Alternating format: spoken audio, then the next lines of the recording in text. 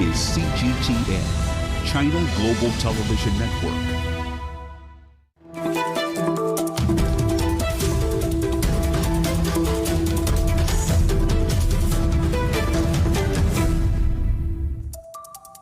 Hello and welcome to The Agenda. I'm Stephen Cole. This week we're mapping the mind. How do our minds really work? And what exactly do they do? And why?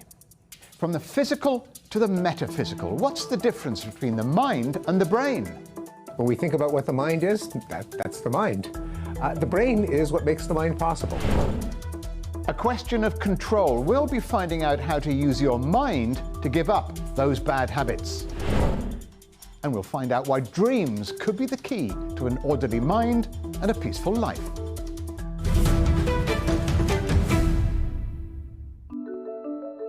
The brain is physical and the most complex organ in our bodies. It makes up 2% of a person's weight and uses 20% of our oxygen. The mind, however, is invisible. It can produce reason, thought, belief, feeling, and imagination. Some people believe the mind is the center of consciousness, originality, and spirituality, the self. A healthy mind depends on a healthy brain. The brain is 73% water that helps to deliver nutrients and remove toxins. The brain is the center of the nervous system. There are 86 billion neurons or nerve cells which tell us what to do, but we don't know exactly how they work. The brain is made up of two hemispheres, the left and the right, and a healthy person uses both hemispheres. It's a myth that we only use 10% of our brain's capability. Even simple activities require almost all of the brain to be active. The brain continues to work even when we sleep and perchance to dream. We are learning very fast about how the brain works, but the mind, well, that's still an open question, and few have any answers.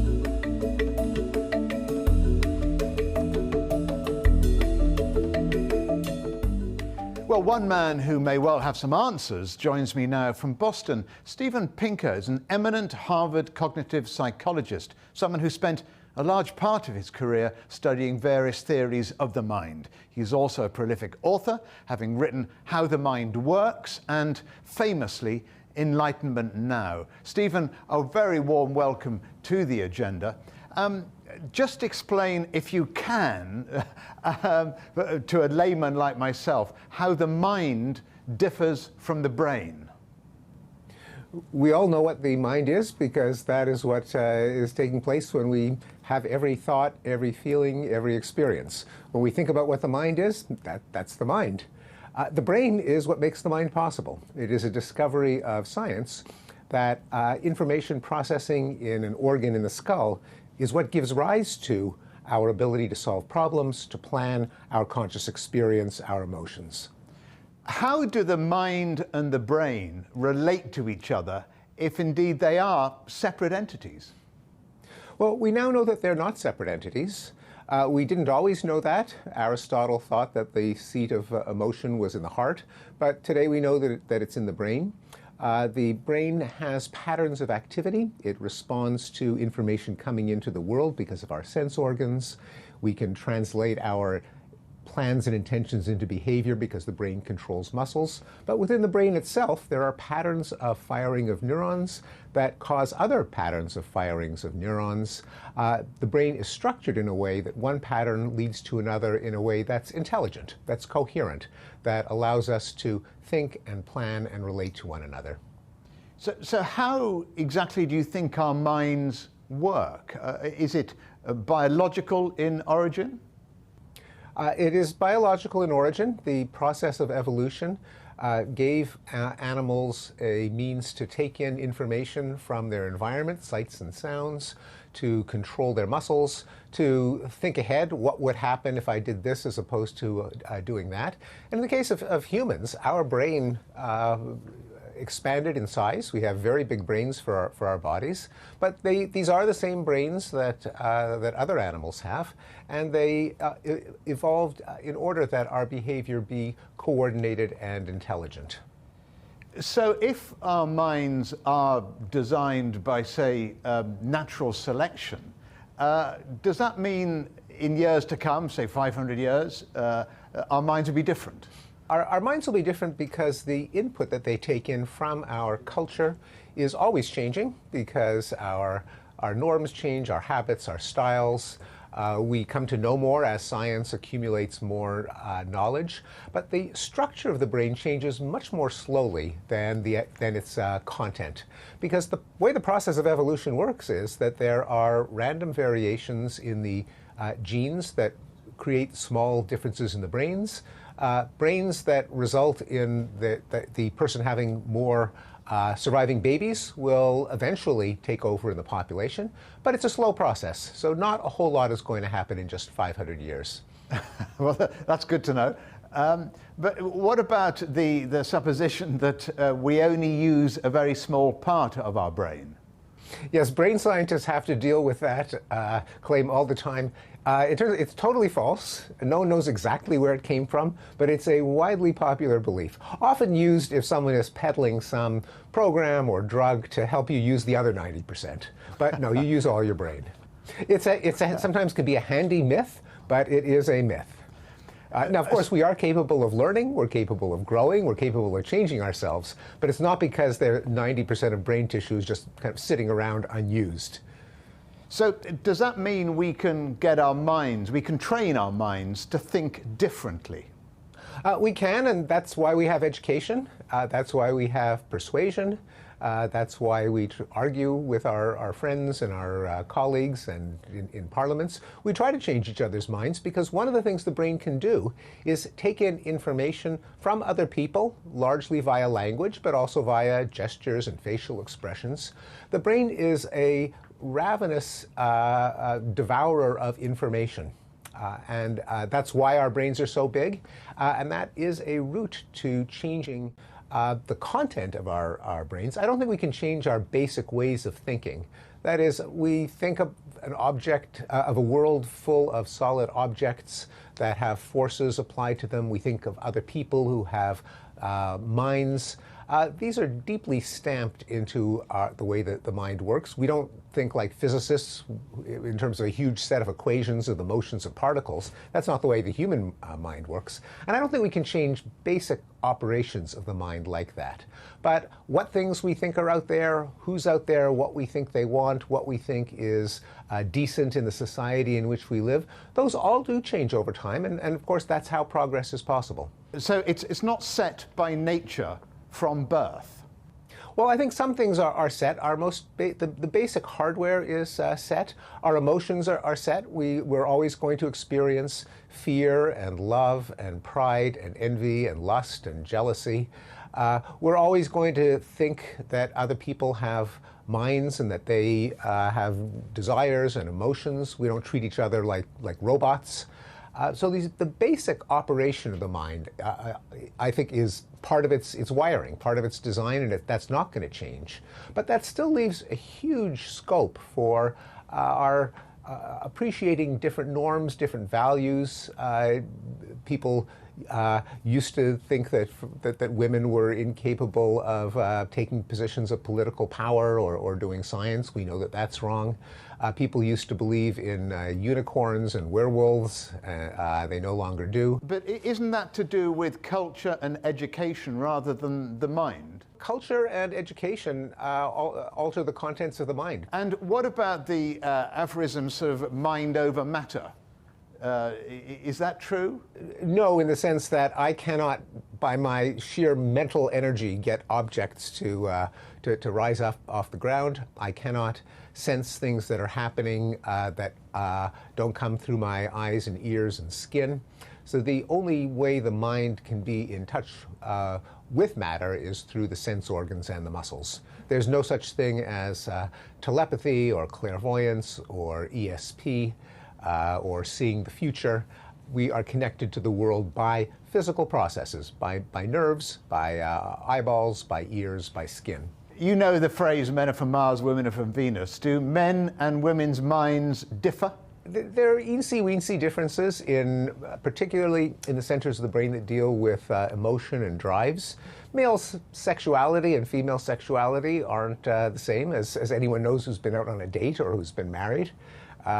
But in terms of the basic operation of the mind, then they are pretty much the same in both sexes. There are eensy differences. On average, men are a little bit better at mentally rotating 3D objects. Women are a little bit better at verbal fluency. But there's huge overlap, and the basic things that the mind can do are the same in both sexes. You've been accused in the past of biological determination. The poor are poor, the bad are bad, the stupid are stupid. Is that an insult to you? Do you react badly to an accusation like that? Well, I show why it's false. Determination means that something is absolutely fixed and predictable. Nothing in the mind is deterministic in the sense of being absolutely preordained. It's all a matter of probabilities and statistics. But there are some things that are strongly pervasive in human life. We all have the ability to be afraid and jealous.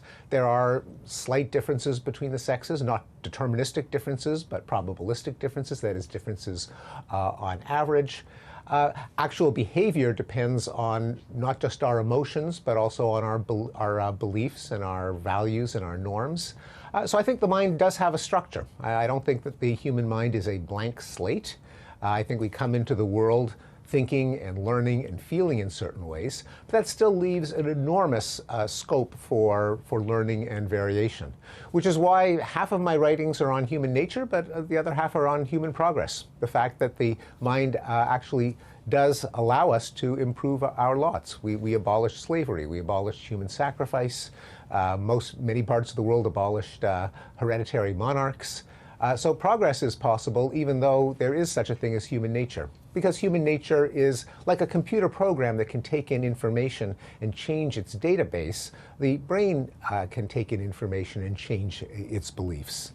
And what part do external factors make to the way our minds work? I was reading in your book, your most recent book, Enlightenment Now, that as a species globally, we've never been so well off. We've never been better off. How does that change, if it does at all, how we think? Well, when people don't have to worry about putting food on the table or keeping the rain out or keeping themselves safe from thieves and highwaymen and criminals, their minds can turn to other pursuits. They can start to think about equality. They can start to think about values. They can start to think about the ultimate purpose of life. These are luxuries that you don't spend a lot of time thinking about if you're worried about where your next meal is coming from. So let's go back to an absolute basic, and lastly, about the mind itself as opposed to the brain. We all try and order our lives, or find some order in our lives, because we want to avoid chaos. Most people, anyway. How ordered would you say your mind is? Not ordered enough, but I try to keep it as orderly as possible. Right. I certainly try to think reasonably. I take in criticism. I try to know more, to spot flaws in my own thinking. I do my best. Professor Steven Pinker, thank you so much for joining us here on The Agenda. Still to come on The Agenda, from losing weight to giving up smoking, how to force your mind to make you a healthier and a better person.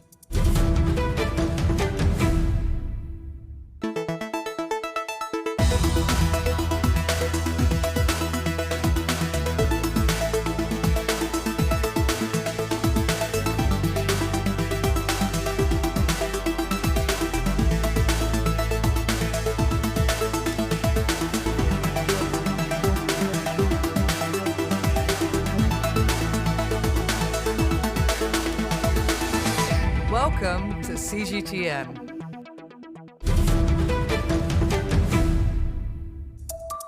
And welcome back to The Agenda, where this week we're mapping the mind. One man who's made a living out of teaching us how to use our minds in a positive way is Britain's best-selling non-fiction author Paul McKenna. He's sold more than 3 million books in 3 years, with titles such as I Can Make You Thin, I Can Make You Sleep, I Can Make You Happy, Change Your Life in 7 Days, Control Stress, and most recently, 7 Things That Make or Break Your Relationship. A hypnotist, behavioural therapist, and former television presenter, I asked him how he'd first become interested in how the mind works. Well, it really started when I was working as a radio broadcaster back in the 1980s. And I'd had a particularly bad day. I'd broken up with my girlfriend, a row with my boss, the people in the apartment where I'm living were keeping me up at night. And I had to go off to interview the local hypnotist. And I showed up and he said, rather than you ask me questions, I need to do it to you. And I went, okay, benevolently, skeptically, I sat back. And suddenly I found myself in this wonderful daydream. My burdens were gone. I could think clearly. I felt fantastic. So I borrowed some books from him on hypnotism, and I began reading them and practicing on my friends to help them lose weight or quit smoking. And inevitably I'd be at a party and someone would challenge me and I'd hypnotize them to become a ballerina, and we'd all fall about laughing. But I thought, hang on, there's a lot more to this.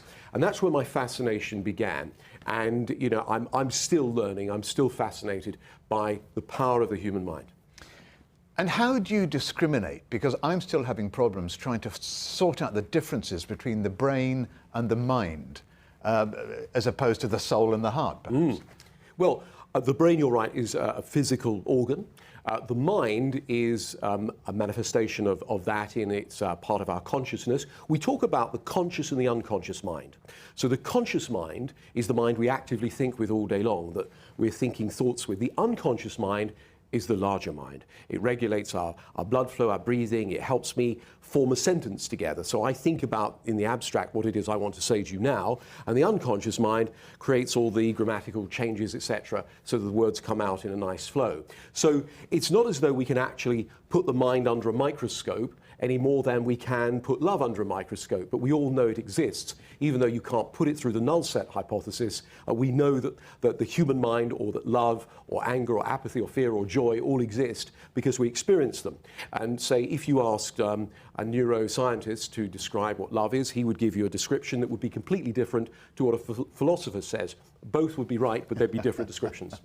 So as a hypnotist, do you deal with the mind or the brain, or a bit of both? A bit of both. Primarily it's with the subconscious mind, because the subconscious mind regulates all our behaviors, our thinking, and very often as a hypnotist, people want to change something. They want to lose weight, to quit smoking, to sleep better. And so we go to the subconscious mind and we reprogram it a bit like a computer programmer. So I'm somewhat like a computer programmer. This is interesting territory. You reprogram the mind. Yes, that's right. Yeah, so I talk me through that process. Okay, so when you're a child, you learn how to tie your shoelaces, and you really have to think about it. You're going through the act consciously, and you're building a set of neural networks in the brain.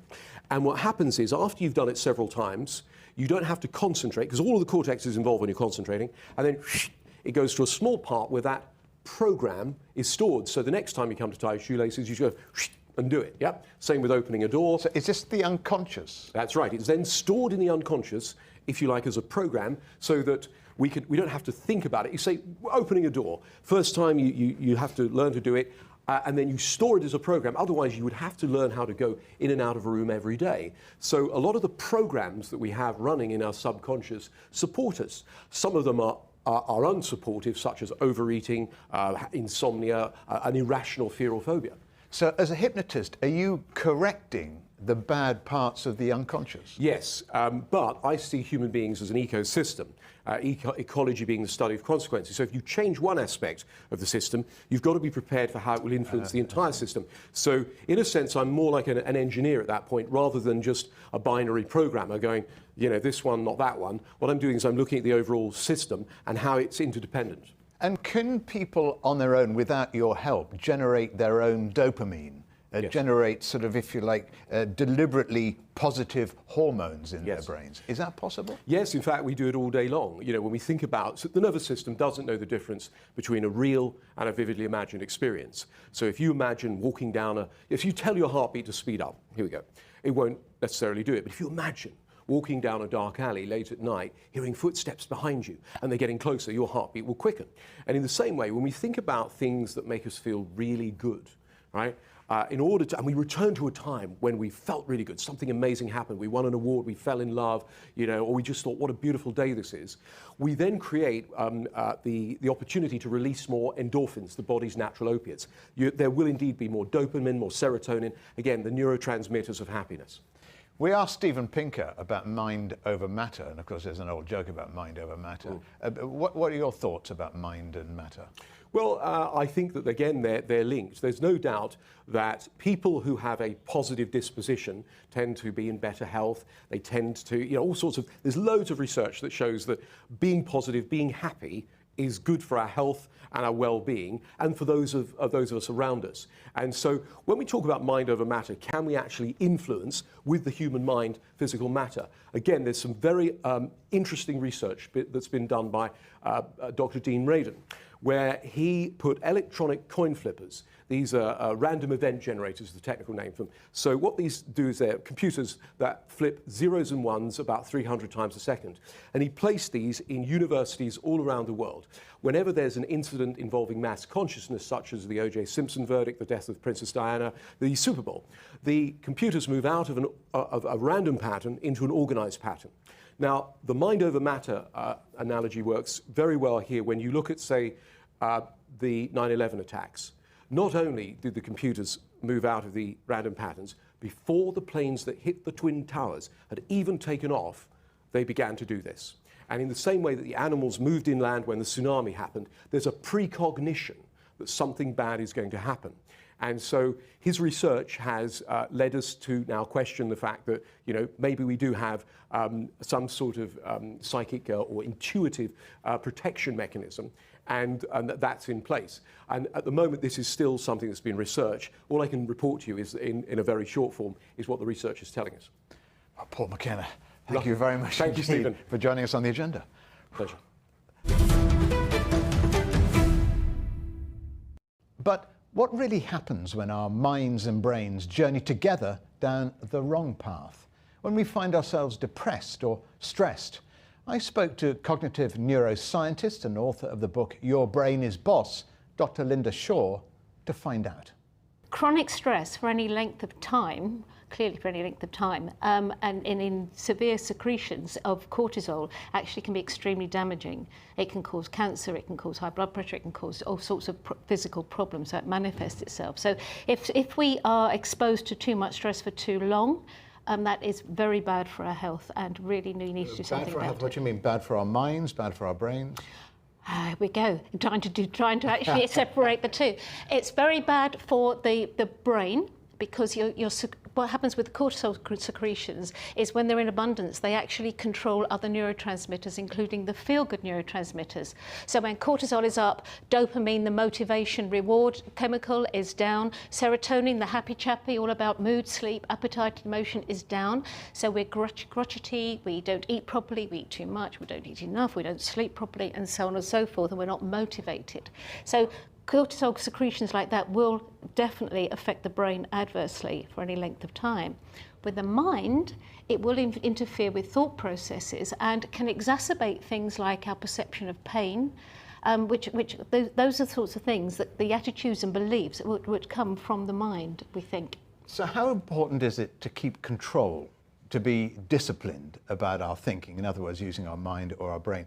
And I'm also thinking about keeping the monkeys in their cages. You know that expression? Yes. About if you let the monkeys out of your cage, you're thinking many different things. Exactly, all over the place. Yeah, yeah. So how do you do that? How important is it to control your mind? Or is it your brain you're controlling? Well, it is the brain. Let's talk in terms of the brain. The brain we can control more than we realise. People think that, oh, I'm always do that. I always respond like that. If you've got two directors who are at each other's throats in the boardroom, and one's not listening to the other, there's an habitual response going on, a codependency going on, which is very damaging for the business, and it's very damaging for their relationship. It's just not worth doing. But we can control that. We can control that by identifying, sitting quietly and identifying to ourselves, well, okay, what are the habitual responses that are no longer serving me? What is it that I'm doing that actually is pretty fruitless. So then you start thinking, okay, I've identified that, and then you can control it once you've identified it. So you can control an awful lot. An awful lot you can't control. Initial responses, if somebody threatens you, of course you don't want to control that. You want to work real fast and get out of the way. But most of the time we have more control than we realise. We are, Lynda, an ageing society. Is there good ways to keep the brain young and sharp? Some people say do crosswords, do Sudoku, puzzles, that kind of thing. Do they work? Is that a fact or is that a fiction? Sudoku, crossword puzzles are great if that's what you're used to doing, but in actual fact what you're doing is training the brain to do Sudoku and crosswords. Right. Okay. The research now shows that if you especially do something that is sociable, that is physical, and mentally stretches you, that three combination is fantastic. So if you're just going for a walk or to the gym, that's great. Absolutely magnificent.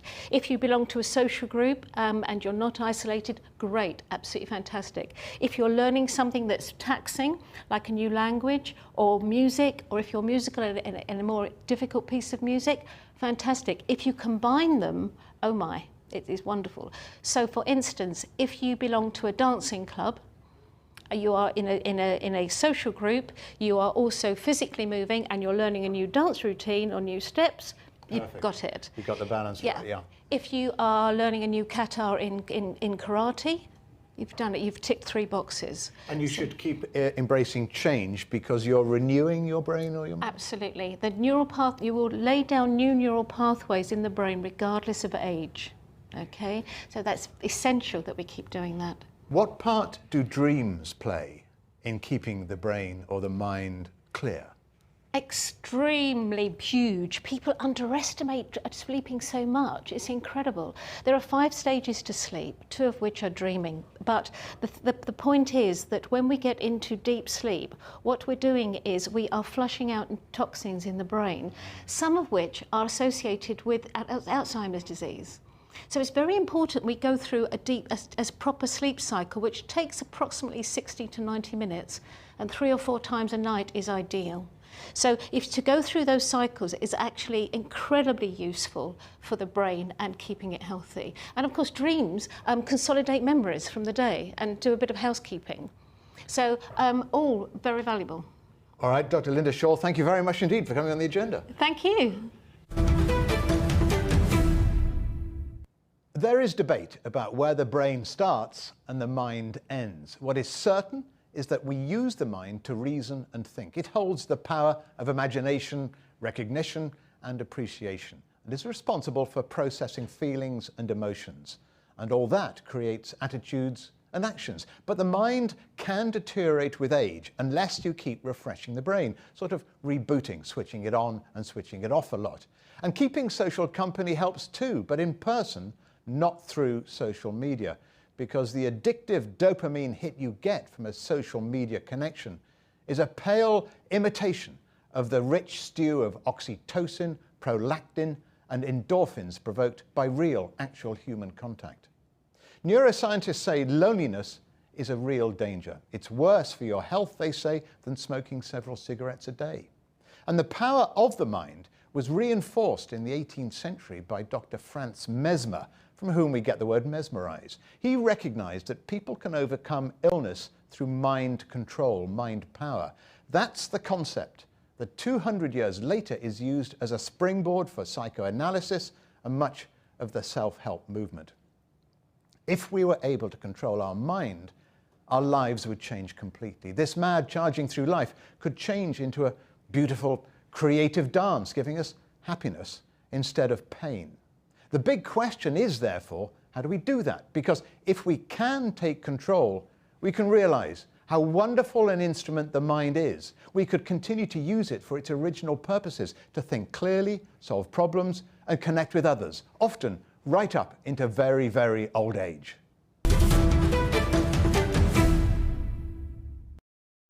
Coming soon on the agenda, smart cities. What are they? I'll be in Barcelona and Brussels to find out more about superblocks. For more content on the agenda, you can visit our website or follow us on Twitter and Facebook. But for now, from me, Stephen Cole, and all the Agenda team in London, it's goodbye.